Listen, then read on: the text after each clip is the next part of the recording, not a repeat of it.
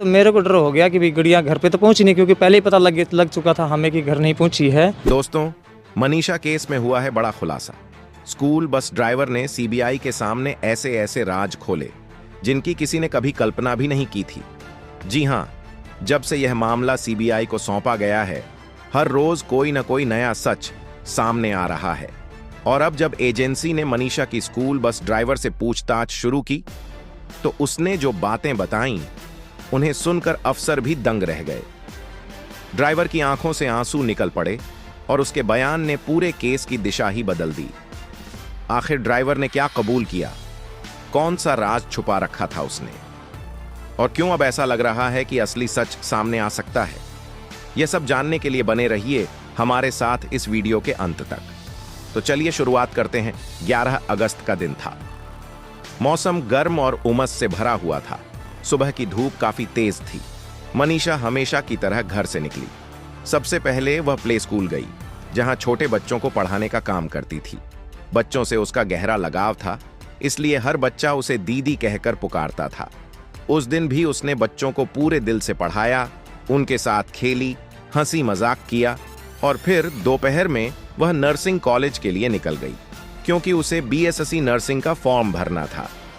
College जाने से पहले उसने अपने पापा को बता दिया था कि वह कॉलेज जा रही है, लेकिन जब शाम तक वह घर नहीं लौटी तो घर वालों की चिंता बढ़ गई।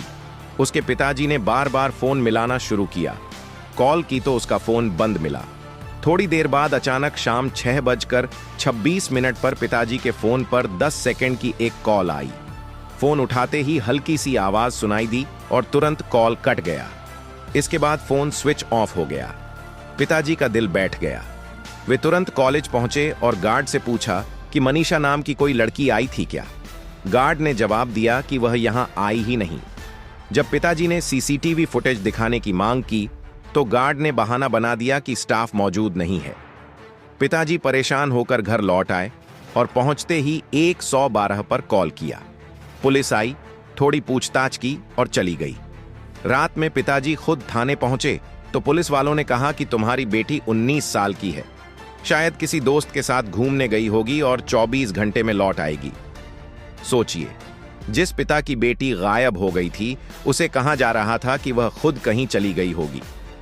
रिपोर्ट तक दर्ज नहीं की गई, लेकिन पिता यहीं नहीं रुके।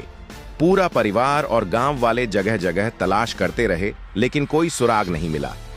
13 अगस्त की सुबह लोहारू थाने से फोन आया कि सिंघानी गांव के पास एक लड़की मिली है, आकर देख लीजिए। परिवार वहां पहुंचा तो नजारा देखकर सबके होश उड़ गए। हालत इतनी खराब थी कि पहचान पाना मुश्किल हो गया, लेकिन कपड़ों और सामान से यह साफ हो गया कि वह मनीषा ही थी। गांव में गुस्से की लहर दौड़ गई। लोग सड़कों पर उतर आए, प्रशासन के खिलाफ प्रदर्शन शुरू हो गए। अफसर मौके पर पहुंचे और आश्वासन दिया कि 24 घंटे में गुनहगार पकड़ लिए जाएंगे। पोस्टमार्टम हुआ, लेकिन रिपोर्ट में लिखा गया कि उसने जहरीला पदार्थ खा लिया था, यानी इसे आत्महत्या बताया गया। परिवार ने इसे मानने से इनकार कर दिया। उनका कहना था कि सच्चाई छुपाई जा रही है। इसके बाद माहौल और गर्म हो गया। लोग धरने पर बैठ गए, जगह जगह जाम लग गया, सरकार पर दबाव बढ़ने लगा। दूसरा पोस्टमार्टम हुआ और उसमें भी वही लिखा गया। परिवार और भड़क गया। उन्होंने कहा, यह सब झूठ है, हमें सही जांच चाहिए। तीसरा पोस्टमार्टम एम्स दिल्ली में कराने की मांग की गई, साथ ही सीबीआई जांच की मांग भी उठी। दबाव इतना बढ़ गया कि सरकार को मानना पड़ा। 8 दिन तक शव को परिजनों ने रखा। इस दौरान राजनीतिक दल और संगठन भी आंदोलन को अपने फायदे के लिए इस्तेमाल करने लगे। कोई कह रहा था कि कॉलेज में साजिश हुई, कोई कुछ और कह रहा था। तरह तरह की बातें फैल रही थीं, लेकिन किसी के पास सबूत नहीं था। आखिरकार सरकार को तीसरा पोस्टमार्टम एम्स दिल्ली में करवाना पड़ा और केस सीबीआई को सौंप दिया गया।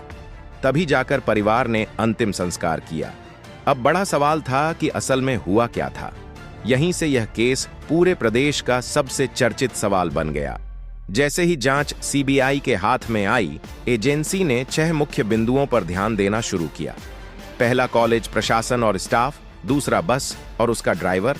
तीसरा, वह दुकान जहां से जहरीला पदार्थ खरीदा गया। चौथा, वह व्यक्ति जिसने सबसे पहले लड़की को देखा, पांचवां परिवार और रिश्तेदार, और छठा पब्लिक स्कूल जहां वह बच्चों को पढ़ाती थी। सीबीआई ने सबसे पहले परिवार से बातचीत की। पिताजी से पूछा कि बेटी कहां जाती थी, किससे ज्यादा बात करती थी, घर में कभी किसी ने उस पर दबाव डाला था या नहीं। पिताजी कई बार बयान बदलते दिखे। अफसरों ने उन्हें समझाया कि सच बताना ही बेटी को इंसाफ दिला सकता है। इसके बाद सीबीआई प्ले स्कूल पहुंची। वहां के कैमरे और रजिस्टर खंगाले, देखा कि वह किस समय निकली। फिर कॉलेज पहुंचे, वहां के कैमरे देखे और फुटेज निकाली। यह भी चेक किया कि कहीं फुटेज डिलीट तो नहीं हुई। कॉलेज प्रशासन से घंटों सवाल जवाब हुआ, लेकिन सबसे अहम पूछताछ हुई बस ड्राइवर से। वही ड्राइवर जो रोज मनीषा को कॉलेज ले जाता था। जब एजेंसी ने सख्ती से पूछताछ की तो ड्राइवर टूट गया। उसकी आंखों से आंसू निकल आए। उसने बताया कि वह सुबह की बस से गई थी, लेकिन शाम को जब वह बच्चों को छोड़कर उसके घर पहुंचा तो पता चला कि वह लौटी ही नहीं। ड्राइवर ने तुरंत पिता को खबर दी। उसने कहा कि लड़की शांत स्वभाव की थी, कभी किसी से झगड़ा नहीं करती थी, लेकिन पिछले 2 दिन से वह परेशान नजर आ रही थी, जैसे किसी गहरे तनाव में हो। कई बार उसने पूछने की कोशिश की, लेकिन मनीषा ने कभी खुलकर कुछ नहीं बताया। ड्राइवर ने कहा कि उसने कभी उसे किसी अजनबी से बात करते नहीं देखा, लेकिन उसने यह भी कबूल किया कि कॉलेज में एक जगह ऐसा सामान था जिसे पुलिस ने नजरअंदाज कर दिया था। वहां पैक और कॉपियां पड़ी थीं, जिनमें से कुछ पन्ने फटे हुए थे और आखिरी पन्नों पर लिखा था, अब और सहा नहीं जाता। इसे पढ़कर सीबीआई भी सोच में पड़ गई कि यह दबाव का इशारा है या उसकी अपनी परेशानी का इजहार। ड्राइवर ने कहा कि उसने यह सब पहले इसलिए नहीं बताया क्योंकि वह डर गया था, लेकिन अब ड्राइवर के पास कुछ भी छुपाने की ताकत नहीं बची थी। सीबीआई ने जब उसकी ये बातें सुनी तो तुरंत कॉलेज और स्टाफ की गहराई से जांच शुरू कर दी। कई प्रोफेसरों और कर्मचारियों के मोबाइल रिकॉर्ड खंगाले गए, उस दिन के कॉल और मैसेज देखे गए, और चौंकाने वाली बात यह थी कि कई रिकॉर्ड डिलीट पाए गए।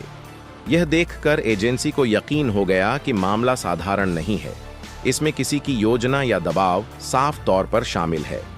सीबीआई ने गांव के पास की दुकान से भी रिकॉर्ड निकाले। वहां से पता चला कि घटना से 1 दिन पहले किसी ने जहरीला पदार्थ खरीदा था। दुकानदार ने कहा कि उसने उस खरीदार को पहले कभी नहीं देखा। उसने नकद पैसे दिए और नकली नाम लिखकर चला गया। इन कड़ियों को जोड़कर एजेंसी को शक हुआ कि यह मामला सीधे सीधे आत्महत्या का नहीं है, बल्कि इसके पीछे गहरी साजिश हो सकती है। एजेंसी ने कॉलेज के स्टाफ पर, खासकर उन प्रोफेसरों पर फोकस किया जिनसे मनीषा का ज्यादा संपर्क था। जांच में सामने आया कि कॉलेज की फुटेज में वह दोपहर तक मौजूद थी। कैमरे में उसकी झलक कॉरिडोर में दिखी, लेकिन उसके बाहर जाने का कोई क्लिप नहीं मिला। यानी उसकी एंट्री रिकॉर्ड में थी, लेकिन बाहर निकलने का सबूत नहीं था। इससे शक और गहरा हो गया। क्या फुटेज जानबूझकर डिलीट की गई थी? इसी बीच सीबीआई ने तय किया कि अब परिवार और कॉलेज दोनों पर निगरानी रखी जाएगी। कई गवाह बुलाए गए।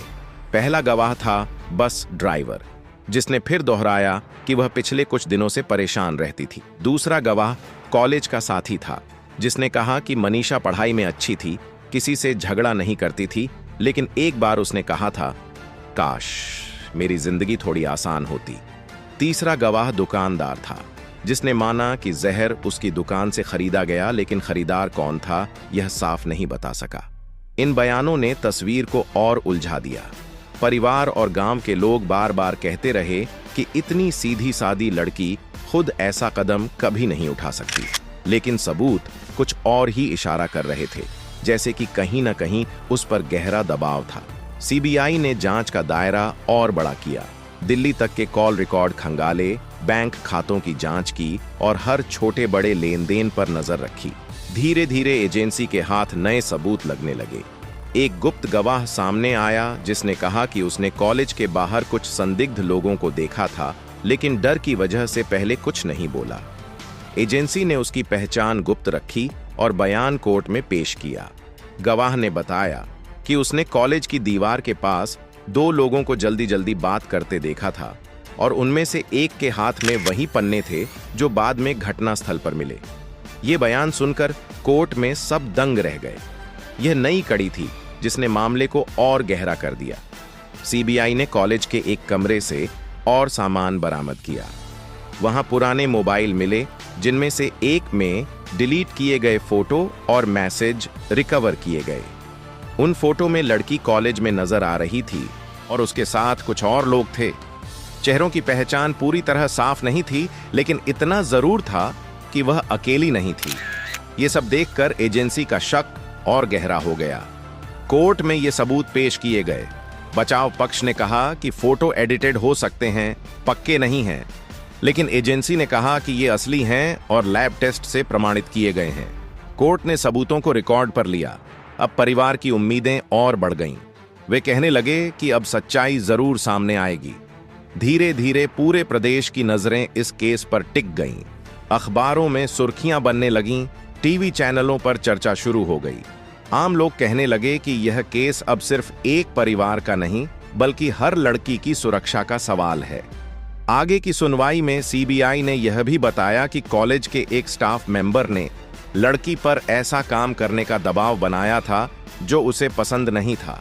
उसने मना कर दिया और यहीं से उस पर मानसिक बोझ बढ़ने लगा। यह बयान चार्जशीट में साफ लिखा गया। कोर्ट ने सभी पक्षों को सुनने के बाद आदेश दिया कि संदिग्धों के बैंक स्टेटमेंट और कॉल रिकॉर्ड दोबारा जांचे जाएं और गवाहों की सुरक्षा सुनिश्चित की जाए। गांव में लोग आज भी उसकी याद में मोमबत्तियां जलाते हैं। बच्चे उसे याद करते हैं। लोग कहते हैं कि उसने सपना देखा था नर्स बनने का, लोगों की सेवा करने का, लेकिन उसे बीच रास्ते में रोक दिया गया। अब पूरा गांव यही कहता है कि जब तक गुनहगारों को सजा नहीं मिलती, चैन नहीं मिलेगा। अब अगली तारीख का इंतजार सबको है।